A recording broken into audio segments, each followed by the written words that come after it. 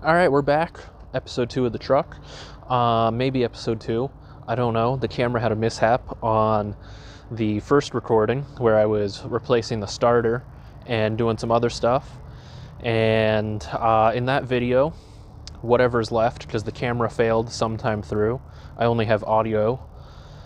The starter's in. Truck starts now. I got it without a starter. I'll do more over the truck later if I find out that I don't have video 1. Also, while working on it, it caught fire, and I'll show you here in a second that half of the wiring in this truck is awful and not very safe. All right, so you can see, got some janky stuff running in here just so I don't have to hold all these cables for the multimeter. There's wires in here that at one point in time did something. And there's clips all through the wiring harness that did something. This is currently how the fuel pump works. That's what this yellow one was for. It just hooks in here and then hooked to this. And when the tachometer runs, the fuel pump runs. So that's pretty cool. China to the rescue. I have a pre-made fuse box and relay box, and we're gonna put it in here. Make sure that these wires supply power while starting, because they're going to be my relay triggers, because the way this truck functions, there is no ignition switch relay. It's all direct wired, and if the switch is on, then the power is on. So that's what you get. So first we're going to check that when the key is on, those get power, and then check that when I turn it to start, those still have power. Here's a spider. Put that back there so it's not my hair anymore. Cool. Those wires are active in the start position. So these are going to be the fuel pump and ignition coil trigger wires. We're going to take this sheathing back here and get 30-year-old electrical tape glue everywhere, my favorite. Where'd that knife go? And then up there on the hood, I've got some fancy schmancy glue-filled crimps and heat shrink from China. Perfect for our Chinese fuse box here. I'm gonna make sure everything stays nice and waterproof so that I only have to do this once. So these are gonna be my trigger wires, so we're gonna cut those long. Then we're going to take everything else that's here. I'm going to come back. That looks far enough. We're going to cut that. Some heat shrink. See what size will fit all these. I guess I have to do... Maybe this one will fit. We're going to... Ow, that's sharp. Jesus.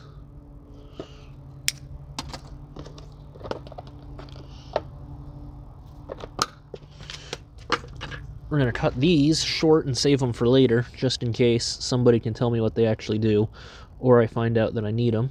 We're going to get my fancy crack heat gun here. We're going to shrink that down. We're inside the engine bay. Why is there wind? More glue on my fingers. Yeet. Let's see, where was this one cut? About that long. Yeet.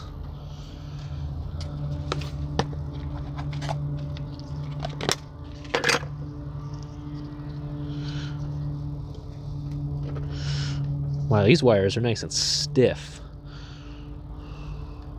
Some real hard plastic on those ones. Got them all. Get that pine needle out of there before I set the truck on fire further. Don't want to damage my switched wires.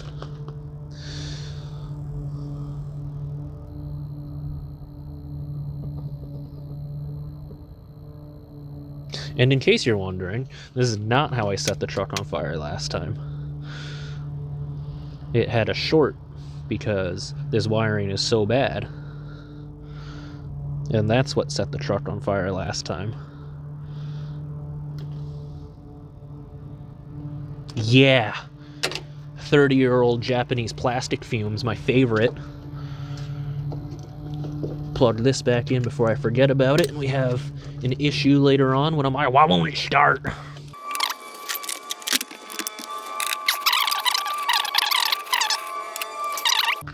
Put this here. Check the, where's the lid? What you guys do with the lid?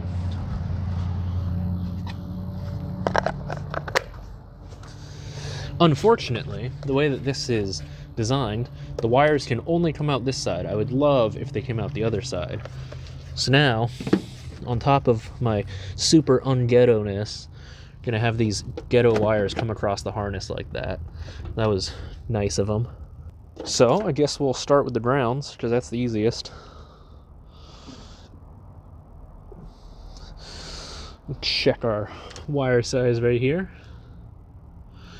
Make sure we don't damage it.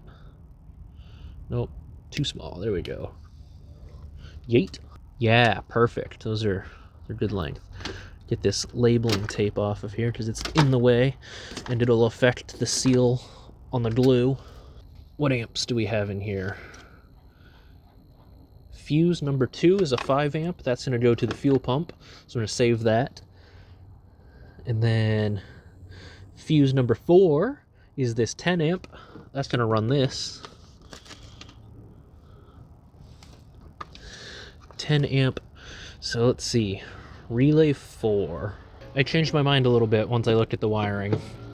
So I ran a wire for the fuel pump replacement already. This whole deal, this is already switched on its own. I'm not going to touch that. It already gets its own 12-volt supply and is switched. So we're just going to leave that. Let's see, what is what? That's pretty small. I think we're going to go with this size. This size looks right for the switched wires. Come on, close, please. I don't want these everywhere again.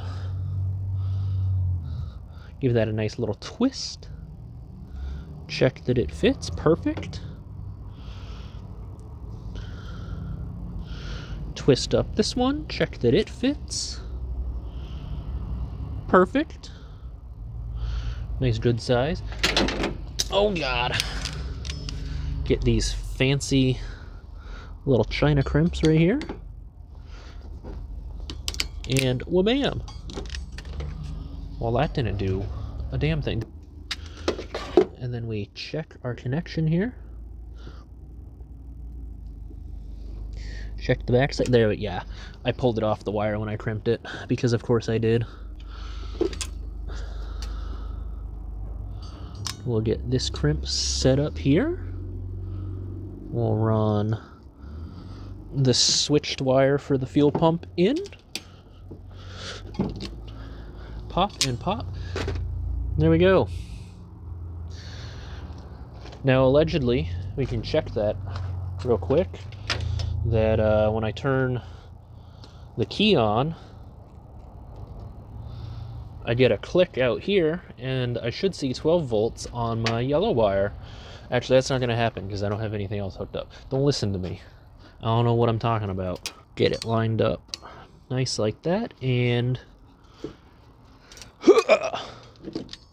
wha-bam, there we go.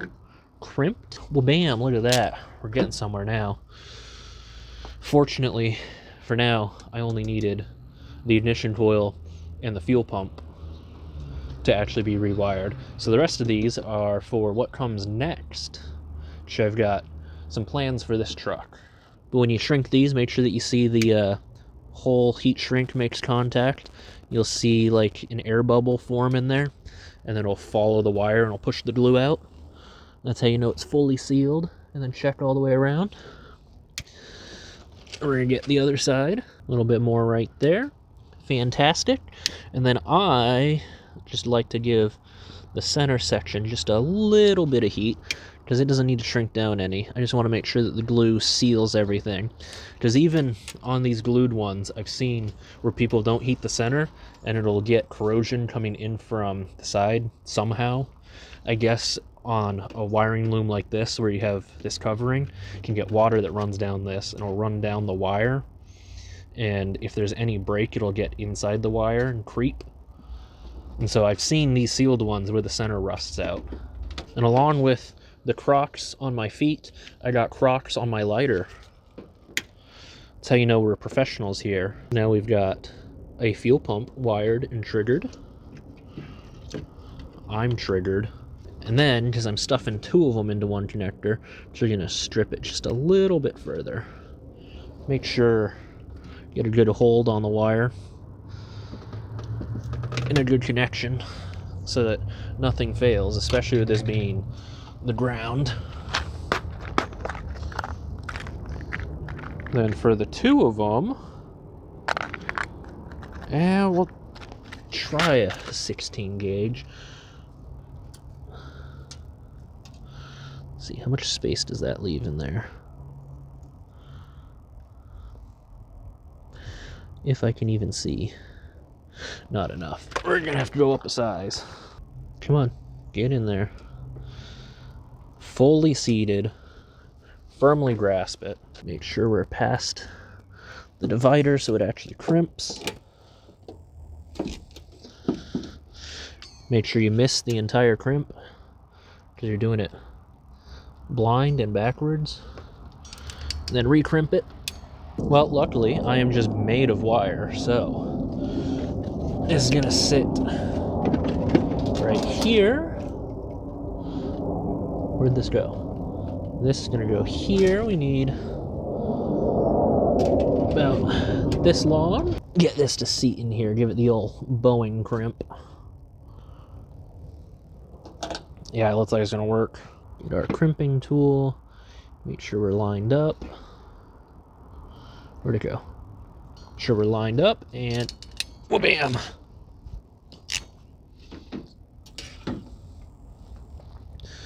Cool, cool. Now we're gonna grab our other box full of ring terminals here. We're gonna pull this bolt out and find the right size ring terminal. We're gonna give it a little snip right here. Lose that somewhere in the engine bay. I'm gonna throw this on like that. Push it in nice and tight. Yeah! There we go.